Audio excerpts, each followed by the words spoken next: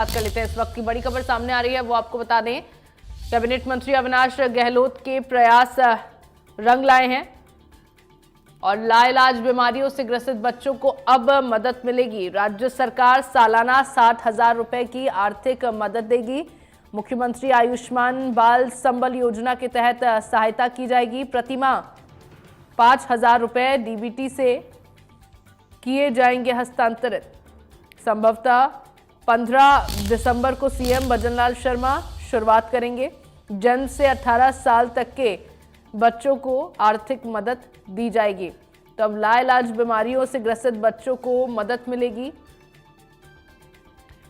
राज्य सरकार सालाना 60,000 रुपए आर्थिक मदद इन बच्चों को देगी। मुख्यमंत्री आयुष्मान बाल संबल योजना के तहत सहायता की जाएगी। 5,000 रुपए डीबीटी से हस्तांतरित किए जाएंगे प्रतिमाह। संभवतः 15 दिसंबर को सीएम भजनलाल शर्मा इसकी शुरुआत कर देंगे और जन्म से 18 साल तक के जो भी ऐसे बच्चे होंगे जिनको लाइलाज बीमारियां होंगी, जो अपनी बीमारी को लेकर अपना जो इलाज है उसके पैसे, उसकी फीस अफोर्ड नहीं कर सकेंगे, उन सभी बच्चों को इस योजना से मदद मिलेगी। आर्थिक सहायता उनकी की जाएगी। तो लाइलाज बीमारियों से ग्रसित बच्चों को ये मदद मिलेगी। 60,000 रुपये सालाना आर्थिक मदद राज्य सरकार की ओर से दी जाएगी। और खबर पर ज्यादा जानकारी के लिए मेरे साथ वरिष्ठ पत्रकार अरविंद पालावत जी जुड़ गए हैं, उनका रुख कर लेते हैं। अरविंद जी, किस तरह से अब अविनाश गहलोत कैबिनेट मंत्री जो हैं उनके प्रयास रंग लाए हैं, क्योंकि अब 15 दिसंबर से शुरुआत इस योजना की हो जाएगी। लाइलाज बीमारियों से ग्रसित जो बच्चे होंगे उनको आर्थिक मदद मिल पाएगी, यानी कि एक बहुत बड़ा कदम यहाँ सरकार की ओर से उठाया जा रहा है। और जो बच्चे अपने ट्रीटमेंट के पैसों को अफोर्ड नहीं कर सकते, उन बच्चों के लिए खासतौर पर ये मददगार साबित होने वाली है।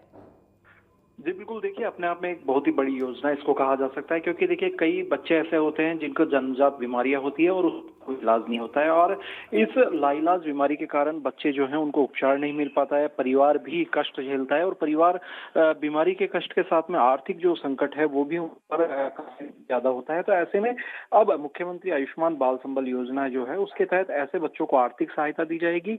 0 से 18 साल की उम्र, यानी जन्म से लेकर के 18 साल जब तक वो बच्चा बालिग नहीं हो जाता है तब तक उसे 5,000 रुपए प्रतिमाह यानी कुल 60,000 रुपए सालाना जो सहायता राशि है वो वहां पर उन्हें दी जाएगी। इससे इन बच्चों को देखिए एक तो अच्छा इलाज मिल सकेगा, साथ ही जो परिवार है उसको आर्थिक संबल जो है वो यहाँ पर मिल सकेगा। दरअसल कई ऐसी बीमारियां हैं जो बच्चों को जन्म से बचपन से ही हो जाती है, जिसमें मस्कुलर एट्रोफी की हम बात करें, मस्कुलर डिस्ट्रॉफी है, सेरेब्रल पाल्सी है, जन्मजात मेटाबॉलिक डिसऑर्डर्स है, वंशानुगत बीमारियां, कुछ ऐसी बीमारियां हैं। ये तमाम बीमारियां जिनका कोई इलाज नहीं होता है। इस पे कई और ज्यादा जो बीमारियां हैं, करीब दर्जनों बीमारियां ऐसी है जिसमें जो इलाज है वो बहुत लंबा चलता है या कई जो है वो लाइलाज होती है। तो ऐसे में अब इन बच्चों को आर्थिक सहायता है वो दी जाएगी। इसके लिए जो बच्चे हैं उनका मेडिकल सर्टिफिकेट बनेगा। फिलहाल 2 अस्पतालों में ये व्यवस्था की गई है जहां से मेडिकल सर्टिफिकेट बनेगा, और उसके बाद में जब अप्लाई किया जाएगा तो उसके बाद में जो 5,000 रुपए की सहायता है वो यहाँ मिल सकेगी। इसमें एम्स जोधपुर के लिए मान्यता दी गई है, साथ ही जयकलोन अस्पताल जयपुर का जो है वो भी जो सर्टिफिकेट है वो दे सकेगा कि जो बच्चे हैं उनको बीमारी है और लाइलाज बीमारी है वो इनके है। तो ऐसे में सर्टिफिकेट बनने के बाद में जब वो ऑनलाइन एप्लीकेशन करेंगे तो उसके बाद में सामाजिक न्याय अधिकारिता विभाग की ओर से जो बच्चे हैं उनके जो परिजन हैं उनको डीबीटी के माध्यम से ये राशि जो है वो हस्तांतरित कर दी जाएगी। देखिए सामाजिक न्याय एवं अधिकारिता मंत्री अविनाश गहलोत का ये बड़ा प्रयास था और काफी लंबी मेहनत के बाद में ये जो सफलता है वो वहाँ पर मिली है, क्योंकि इससे पहले मुख्यमंत्री ने जब बजट पढ़ा था तो बजट के दौरान इसकी माफ कीजिएगा उप मुख्यमंत्री ने बजट में ये घोषणा की थी, तो उस दौरान ये थी कि इस योजना को जो है लागू करना था चिकित्सा विभाग को करना था, लेकिन चिकित्सा विभाग इसे लागू नहीं कर पाया। इसके बाद में ये जो टास्क है सामाजिक न्याय एवं अधिकारिता विभाग को दिया गया, और सामाजिक न्याय एवं अधिकारिता विभाग के जो मंत्री हैं अविनाश गहलोत, उन्होंने बच्चों की जो पीड़ा है उसको समझा। बच्चों की पीड़ा समझ करके उन्होंने देखा कि किस तरह से इसमें क्या कुछ बच्चों को देना सकता, और अब जो ये योजना है ये बन करके पूरी तरह से तैयार हो चुकी है। संभवतः 15 तारीख को सांगनेर में एक बड़ा बिल्कुल अरविंद जी, एक सराहनीय पहल कही जा सकती है कैबिनेट मंत्री की है जिसमें सफलता उनको हासिल हुई है, और अब 15 दिसंबर से इस योजना की शुरुआत संभवतः हो जाएगी। लेकिन क्या इसमें कोई क्राइटेरिया भी सेट किया गया है साथ ही साथ, क्योंकि कई बार देखा जाता है कि इस तरह की योजनाएं होती है, गड़बड़ झाले बहुत होते हैं, उसके अंदर फ्रॉड बहुत ज्यादा होते हैं, फेक मेडिकल सर्टिफिकेट बनवा देते हैं लोग, और फिर नाम किसी का होता है, इलाज किसी का होता है, या फिर पैसे मेडिकल सर्टिफिकेट्स या फिर इस तरह की योजनाओं के जरिए निकाले जाते हैं। क्या इन सब चीजों से बचने के लिए भी कदम उठाए गए हैं कुछ इस योजना के तहत? क्या इन बातों का भी ख्याल इसमें रखा गया है? जी बिल्कुल, देखिए बहुत सही चीज आपने पूछी, क्योंकि जिस तरह से कई योजनाओं में देखा जाता है कि योजनाओं का लाभ जो है वो नहीं मिल पाता है, या पात्र व्यक्ति को योजनाओं का लाभ नहीं मिलने के बजाय अपात्र व्यक्ति जो होते हैं उसको उसमें लाभ मिल जाता है। तो जी,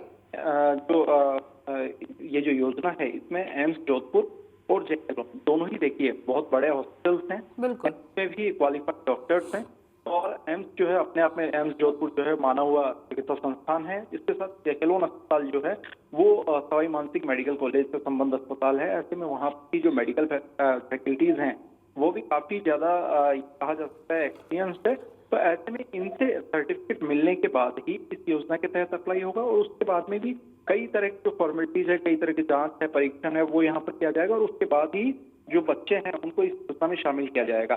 तो ऐसे ये कोशिश होगी, देखिए सरकार भी कोई योजना लाती है, ठीक है। सरकार का प्रयास होता है कि बेहतर ढंग से उसका क्रियान्वयन हो, लेकिन निचली जो जिम्मेदारी है वो अधिकारियों तक होती है कि वे किस तरह से उसको इम्प्लीमेंट कर सकते हैं। तो बिल्कुल। उम्मीद है कि ये योजना अच्छे से सुचारू होगी। जी बिल्कुल अरविंद जी, क्योंकि एक सराहनीय कदम तो ये है ही सरकार की ओर से, और साथ ही साथ उन बच्चों के लिए काफी मददगार ये योजना साबित होने वाली है जो शायद अपने ट्रीटमेंट को लेकर पैसे अफोर्ड नहीं कर सकते, और अब आगे आने वाले वक्त में अगर ये योजना शुरू हो जाती है तो उसके बाद बच्चों को बहुत हद तक